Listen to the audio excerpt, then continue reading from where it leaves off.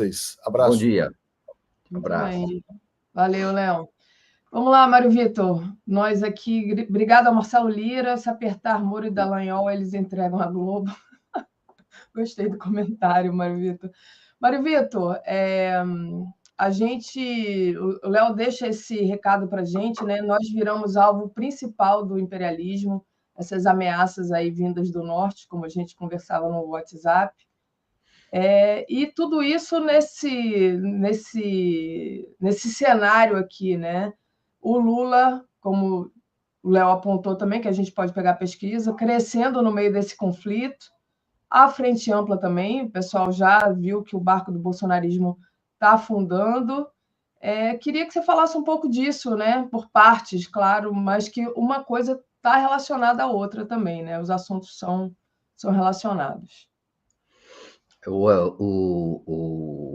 Primeiro, muita calma nessa hora, né?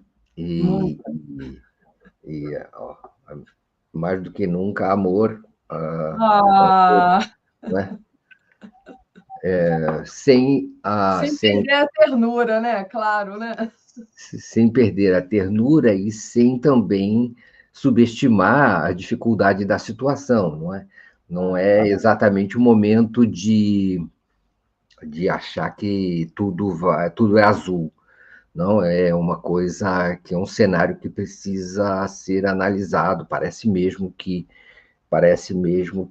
dado o escopo das investigações e das medidas que parecem estar se anunciando vindas dos Estados Unidos, inclusive que abarcam até o próprio PIX, não é?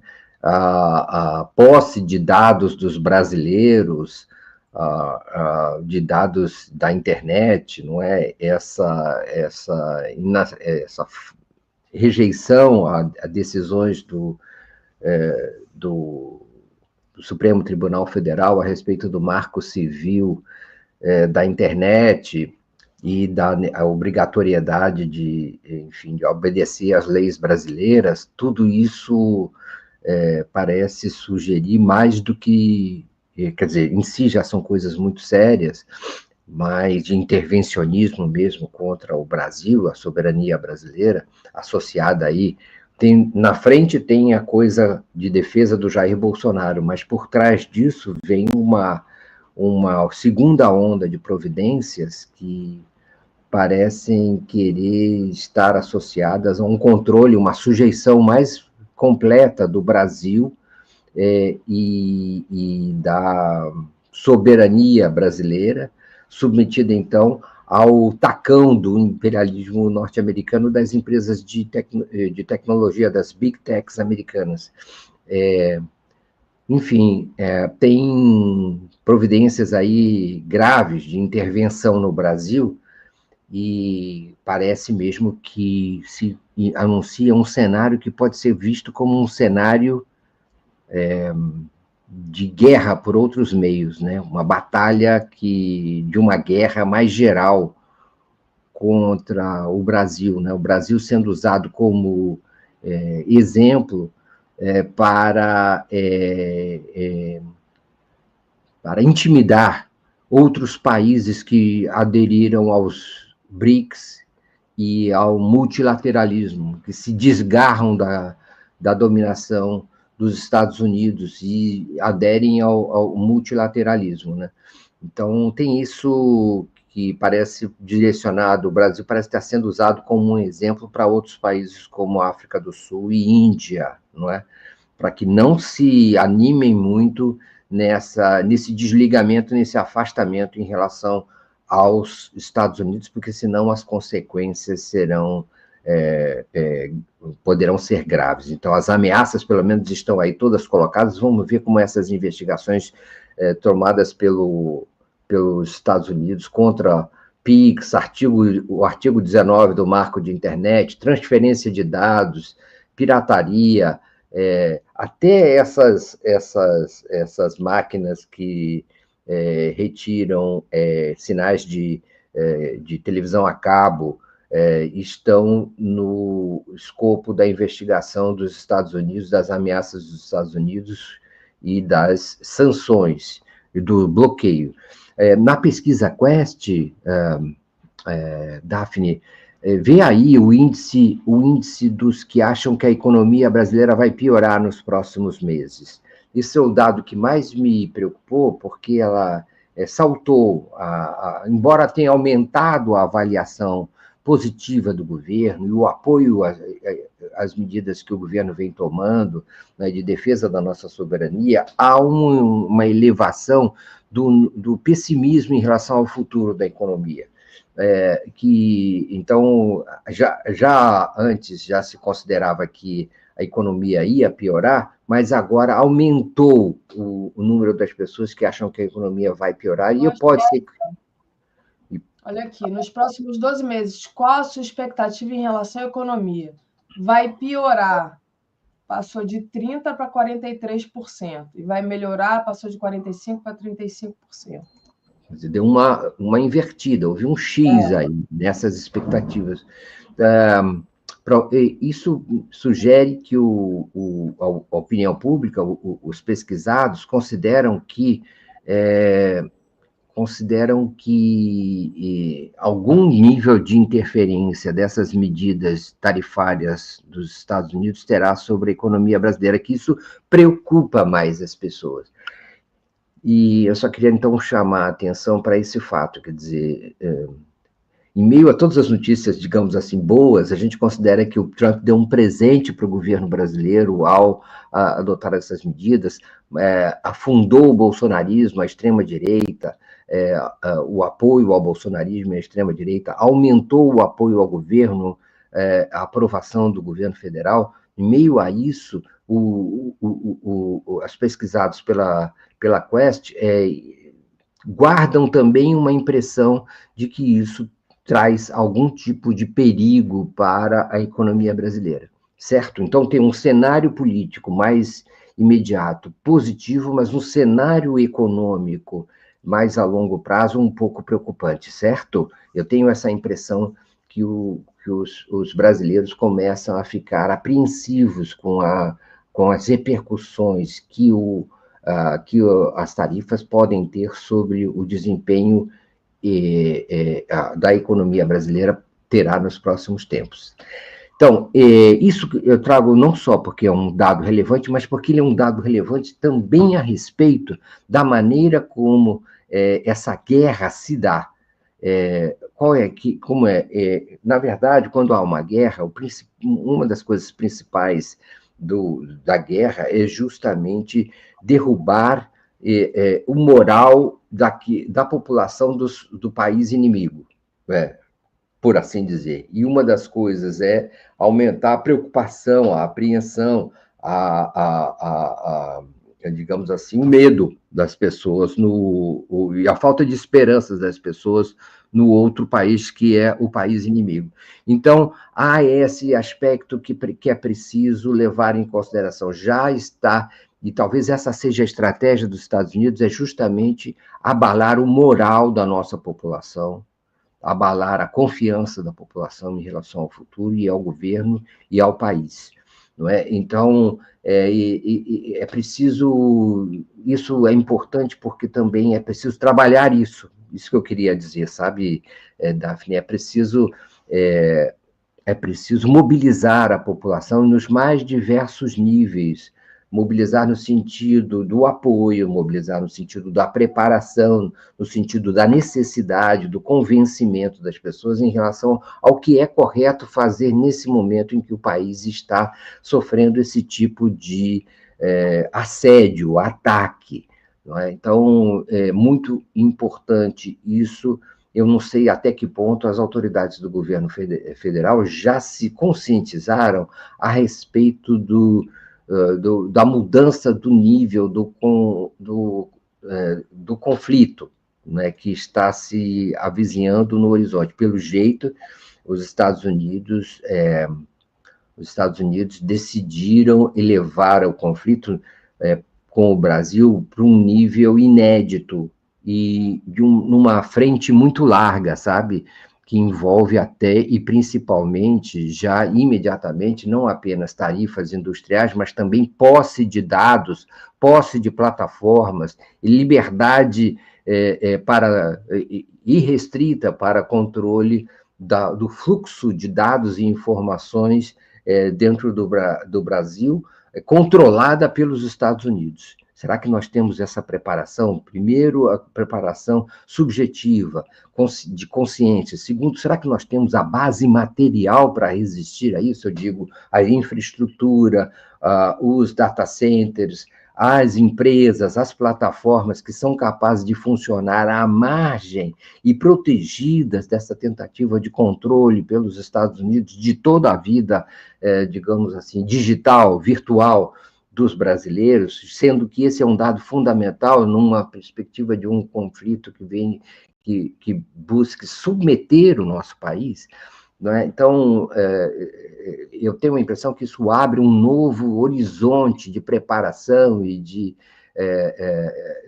vamos dizer assim, de aquisição de elementos para enfrentar essa nova situação que envolve ciência, economia, indústria, forças armadas, inteligência, enfim, tudo para se preparar para um cenário que seja, digamos assim, esse cenário que vise quebrar a nossa soberania e quebrar a nossa associação, digamos, mais autônoma a um mundo mais multipolar, multilateralismo, com múltiplas influências e com a nossa, afinal, projeção de poder de um grande país que é o nosso, né? Então, é essa questão, e isso tem a ver também com, digamos assim, algo que já a própria pesquisa, que é muito positiva no geral, muito positiva, que é espetacular a pesquisa, que ela aponta para uma aprovação do governo muito significativa e, mais do que isso, aponta para uma perspectiva favorável à reeleição do presidente Lula em 2026. Aponta mesmo, não é? Quer dizer, começam a se movimentar, não apenas agora em favor do governo, da aprovação do governo, não apenas as camadas mais pobres, mas também as camadas médias do Sudeste, os mais alfabetizados, enfim, há uma espécie de mobilização inicial da sociedade, e uma compreensão inicial da sociedade em relação ao acerto das políticas do governo. Não que seja um início, já havia, não é? Eu tinha... me perdoe citar, né, mas eu tinha já alertado que o governo vinha na margem obtendo alguns progressos junto à opinião pública, graças principalmente à melhoria dos índices de preços, né, quer dizer, diminuição daquele pico de inflação de alimentos que nós verificamos no fim do ano passado e início desse ano. Agora nós temos um cenário, então, muito mais positivo em diversas camadas sociais, e que prepara essa eleição do presidente Lula, essa campanha, a reeleição do presidente Lula, anunciando, não é, Daphne? Olha só, anunciando que, ao chegar ao final desse ano, continuando essa margem da aprovação, nós podemos chegar aí a um grau de aprovação muito significativo, não é? Se a reta de aprovação continuar subindo nos níveis que se mostraram nos últimos tempos, nós teremos um cenário muito positivo para o governo. Isso também está, eu creio, precisa ser também levantado de maneira a suscitar uma seguinte indagação. Qual será o papel do presidente dos Estados Unidos e do governo norte-americano durante as eleições do ano que vem, em relação às perspectivas de reeleição do presidente Lula? Qual é o quadro também que se pronuncia, né, que se prenuncia para esse período eleitoral. É de se esperar que o Trump invista na oposição, certo? Que invista na oposição ao presidente Lula e na, vamos dizer assim, na interrupção dessa ascensão, dessa inflexão registrada nos últimos tempos. Você viu, não é, que a queda da distância entre aprovação e desaprovação caiu quase pela metade, né? A distância entre a desaprovação e aprovação caiu quase pela metade em um mês. Uma inflexão muito importante. Se ela continuar desse jeito, Lula se torna amplo favorito nas eleições do ano que vem. E certamente isso não será, eu creio, pelo que nós estamos presenciando, o cenário mais interessante ou que mais agrada ao governo dos Estados Unidos. E ele conta com isso em criar uma crise econômica no Brasil. Olha só, a aprovação caiu, a desaprovação caiu 4 pontos e a aprovação subiu 3 pontos, é isso? Exato. Então, nós temos uma diminuição... De 40 para 43, aumentou 3, e de 53 para 57 para 53 desaprova, 4 pontos, né? 4 pontos em um, 3 pontos em outro, a soma dos dois, a distância diminuiu 7 pontos. É muito significativo em apenas, Daphne, um mês. Se você contar o aspecto desse gráfico, aí você pode antecipar que, ao longo dos meses, essa curva até se aproxima e pode até se inverter, não é? A aprovação passar a desaprovação, que seria, digamos, um sinal muito forte para as perspectivas de reeleição do presidente Lula.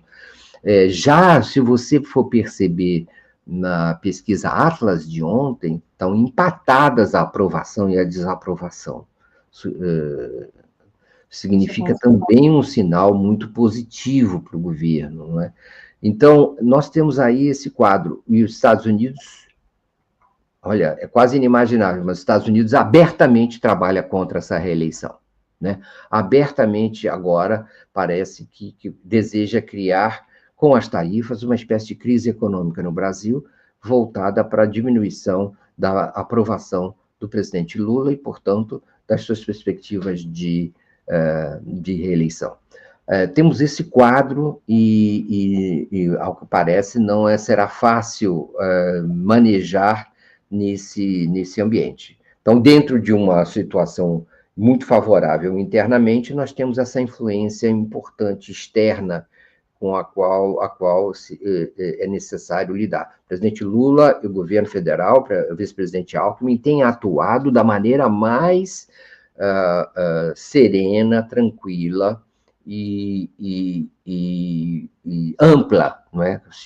Dando ampla voz aos empresários, aos representantes dos interesses contrariados, né? Essa é a Atlas de ontem, você veja, você está mostrando aí na tela, e como é que é, Daphne? Então, eu não consigo ler. Então, nós temos aqui 50,3 de aprovação, de desaprovação, contra 49,7. Quer dizer, nós temos um quadro de empate entre aprovação e desaprovação nessa pesquisa, que não tem regular, ela só tem aprova ou desaprova. Essa é interessante, porque ela só tem aprova ou desaprova. Já a Atlas, a Genial Quest, ela tem regular, então fica mais difícil. Não sabe, não respondeu, né? Não tem regular. Não sabe, não respondeu aqui a Genial Quest. Agora, o interessante é porque o movimento do gráfico é justamente de inverter, como diz a Tereza, a boca do jacaré, né? A boca do jacaré está fechando. E, né, Mário Vitor? Então, acho que o que é importante, né, que você está falando, é que, na verdade, o que importa não é a anistia aos golpistas e ao Bolsonaro. O que importa é realmente atrapalhar a reeleição do Lula em 2026. É esse o grande objetivo. E aí eu quero te perguntar como é que fica, né, a figura do Tarcísio, né, no meio desse caldo aí, e também o papel, se você já quiser, o papel da mídia hegemônica, que eu acho que também a gente podia trazer como análise. Isso é muito interessante, né, Daphne? E eu queria conversar com você sobre isso. Quer dizer, eu tenho a impressão que, pelas idas e vindas e pelas associações, o Tarcísio é daqueles que mais perde nesse momento. Porque chega a perder até mais do que os Bolsonaro, o clã Bolsonaro, porque ele fica numa espécie de limbo, uma espécie de região indefinida, transitando, como disse uma articulista, perdidinho da Silva, não é? Nesse mundo, né? Nessa região entre negociar e não negociar com os Estados Unidos, né? Ao mesmo tempo associado ao Bolsonaro e ao mesmo tempo, então, a favor das tarifas, a favor das ações dos Estados Unidos e, ao mesmo tempo, tentando negociar, de alguma maneira, contra as tarifas, que elas sejam relaxadas. Então, fica uma coisa um pouco ambígua, em que ele é, ao mesmo tempo, responsável e acusado por pertencer ao mesmo grupo, ao mesmo campo que trouxe as tarifas contra o Brasil, o campo bolsonarista, e, ao mesmo tempo, ele é aquele que, digamos assim, trai esse campo ao buscar negociar com o governo dos Estados Unidos. Ele é acusado pelo Eduardo Bolsonaro de ser subserviente e servil, então ele é acusado indiretamente de ser um traidor do bolsonarismo, da extrema-direita fascista mais raiz, e, ao mesmo tempo, ele é acusado de pertencer a esse mesmo campo, não é, que sabota a economia brasileira e sabota a nossa soberania. Ele não é visto mais claramente por áreas importantes do bolsonarismo, esse bolsonarismo em desagregação, não é? E agônico, ele não é visto mais como confiável, já era antes uma pessoa que suscitava desconfiança da militância mais mobilizada, mais radical, visto como uma pessoa que tratava bem com os ministros do Supremo Tribunal Federal, visto como uma pessoa, enfim, que evitava certas críticas, e agora, mais do que nunca, se queimou também com todos os lados, né? Então, como é que fica a eleição, esse caso quem é o candidato da extrema-direita à presidência da República? O Jair Bolsonaro fez questão de dizer que ele ainda é candidato, que ele permanece como candidato, então, mas isso evita que Tarcísio de Freitas, se colocar como candidato, apareça como uma espécie de João Dória do bolsonarismo, não é? Que é uma espécie de traidor, fracassado, insuficiente, enfim, uma pessoa que não tem lado, ou que não é suficientemente identificado com os ideais radicais do bolsonarismo. Mas isso não afeta só sua candidatura a presidente, afeta também sua candidatura ao próprio governo de São Paulo, que não parece mais capaz de mobilizar com impulso, com energia, essas reservas do bolsonarismo ali em São Paulo. Vamos ver, não é? Mas são essas desconfianças que vão surgindo e podem ir solapando as bases de uma candidatura. Eu não quero dizer que a extrema-direita não terá, claro, candidatos a presidente da República, nem ao governo de São Paulo, mas ela carece de alguém que apareça como sendo suficientemente contrário ao sistema, às elites, aos políticos, Tarcísio de Freitas, sem o bolsonarismo, começa a aparecer uma pessoa não capaz de mobilizar esse sentimento de que tudo está errado, de que é preciso modificar tudo, de que é preciso fazer uma revolução e fazer uma faxina, né, nas instituições, aquilo que, enfim, mobilizou os indignados em favor da criação desse movimento bolsonarista, que atravessa uma situação de falta de lideranças bem grave, né? Isso é muito bom. Agora, também com, vamos dizer, com a sucumbência, não é? A falência do próprio Bolsonaro para representar alguma coisa que seja de defesa do Brasil, de defesa das nossas cores, como ele sempre procurou afirmar, né? Enfim, eu acho que o bolsonarismo está ferido de morte por conta da falta de conteúdo na hora da prática na defesa do Brasil, que sempre foi aquilo que ele procurou propagandear. Vai ser difícil que o bolsonarismo consiga nuclear uma área maior e mais entusiasmada da extrema-direita no ano que vem. E principalmente mobilizar e neutralizar áreas da direita, não extrema-direita mais, mas também da direita, em torno do seu projeto, dada essa fracasso dos seus movimentos nos últimos dias. Só estou me lembrando aqui, desculpa, Mário Vitor, te interromper, mas é porque me veio a imagem do Mourão.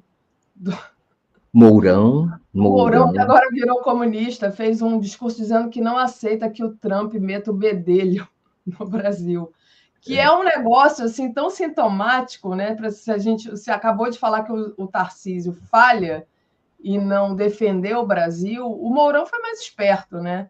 É claro que ele não está aí nessa posição de querido, como pessoa ali que estava sendo vista como possível, digamos assim, substituto do Bolsonaro, mas ele foi esperto e é sintomático, né, para ver o que está acontecendo no Brasil.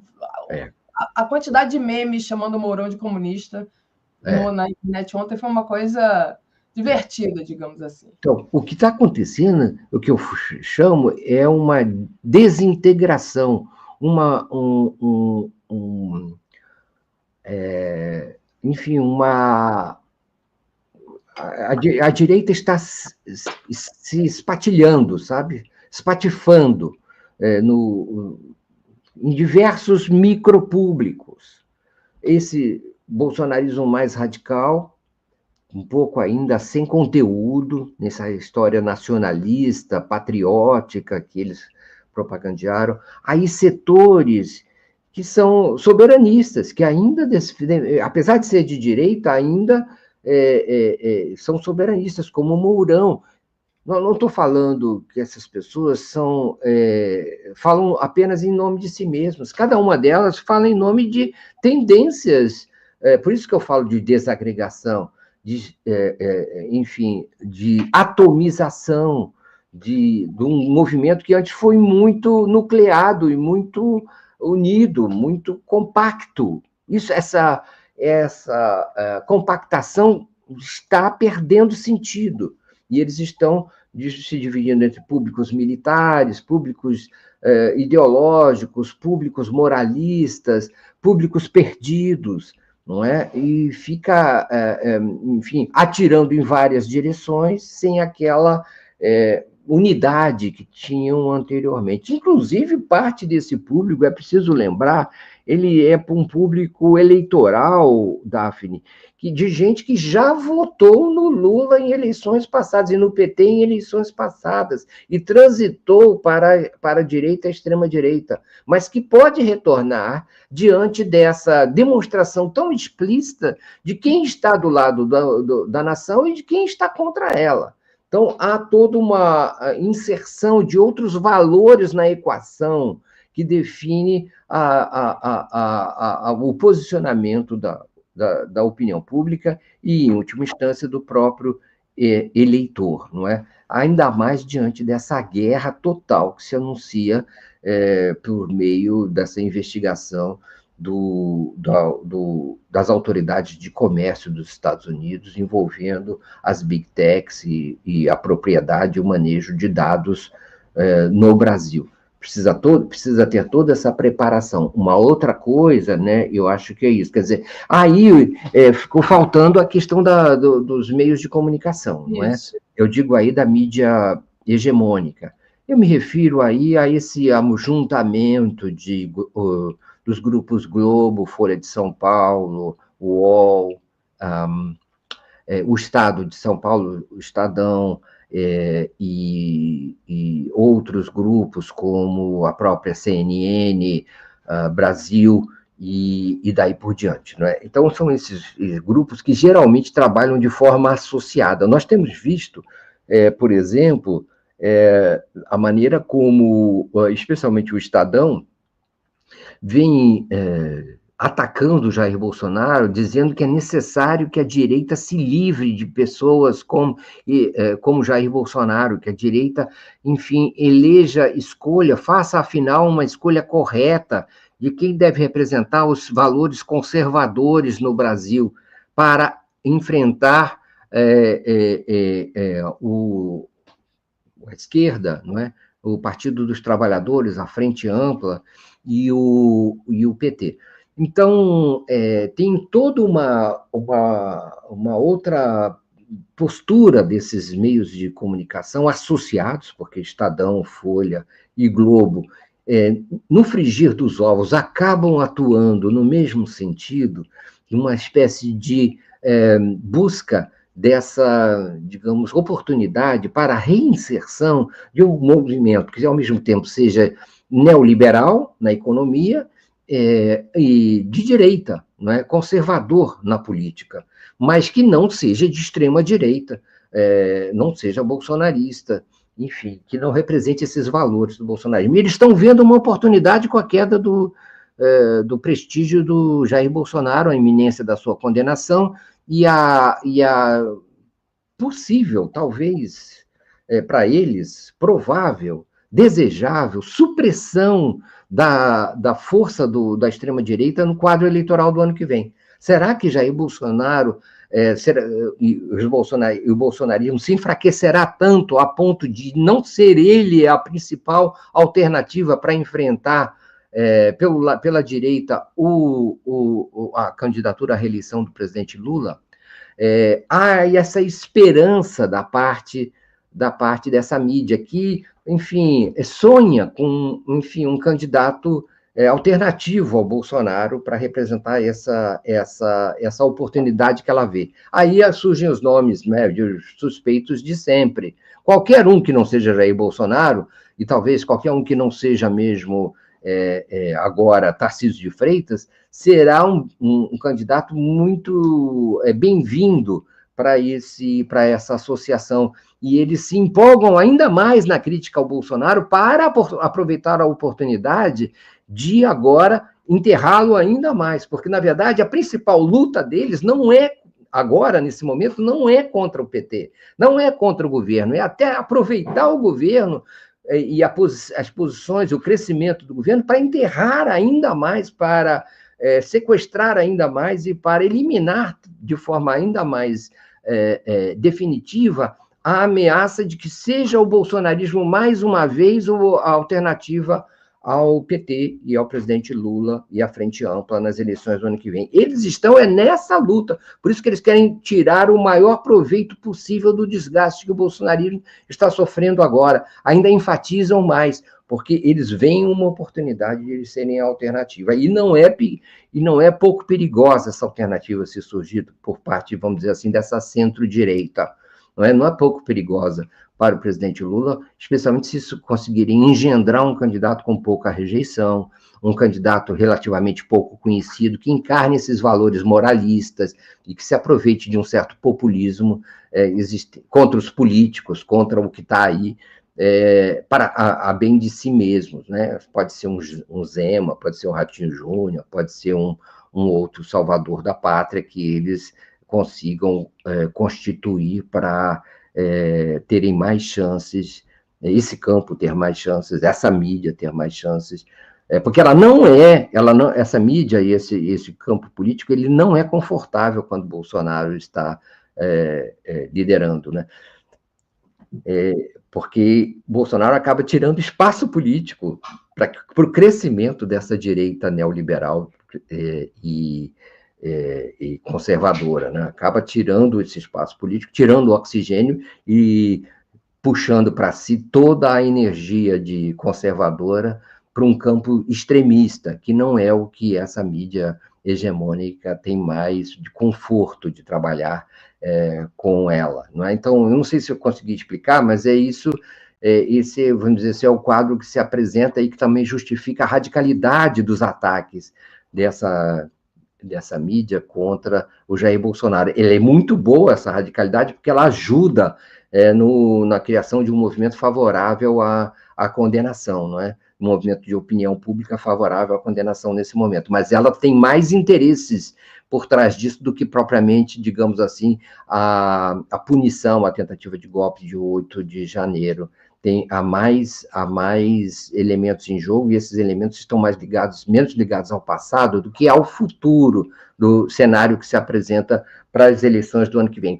E vamos dizer assim, para o pensamento progressista é perigoso, porque pode ser que eles consigam engendrar um candidato com menor rejeição do que aquela que naturalmente tem o incumbente, ou seja, o presidente Lula, que tanto mobiliza apoio, como também mobiliza muita rejeição. Então, é esse o quadro que também se apresenta.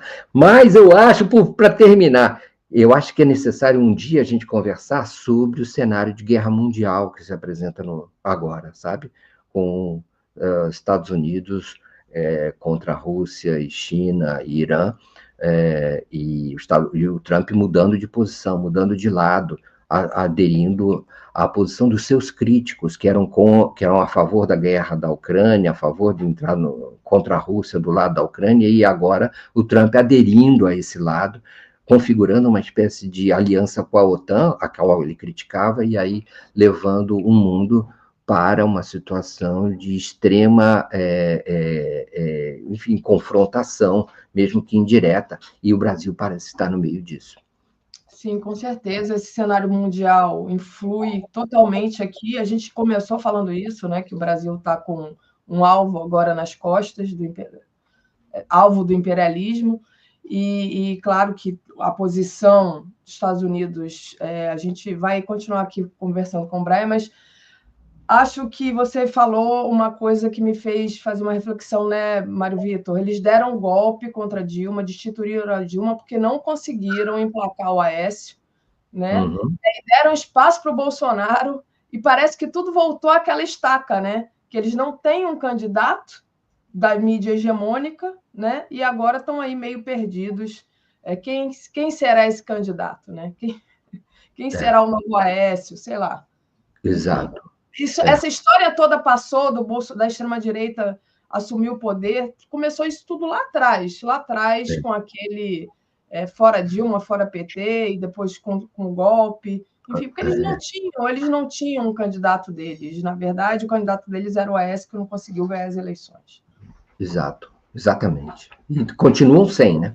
Continuam sem, exatamente, é isso que eu estou falando. A gente está naquele ponto ali, só que a gente teve que passar por essa experiência terrível que foi o Bolsonaro, e agora a gente tem que conseguir puni-lo, né? Por tudo que ele fez de mal ao Brasil. Muito bem, Mário Vitor. A gente continua te vendo lá no Boa Noite. Bom dia para você. Bom dia para você. Até lá. Obrigada. Tchau, tchau. Tchau.